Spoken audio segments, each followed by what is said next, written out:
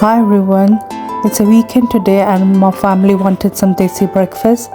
I'm using some leftover chicken curry and I'm going to make masala egg with paratha and roti.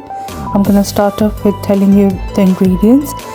3 large onions, 2 tomatoes, 1 bunch of spring onions, 2-3 green chilies and a handful of coriander.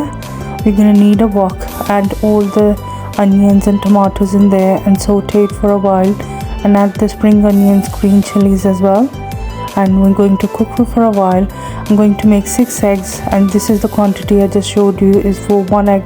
The salt we're going to use, and we're going to put some basic masala, which is salt, chili, black pepper, dhania and zira.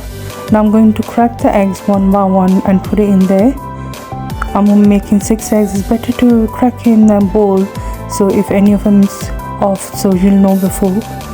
And at the end, just add the dhania on top.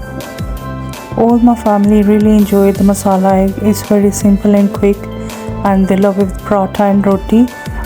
Now I'm gonna show you how I make my roti and paratha. I hope you enjoy watching it.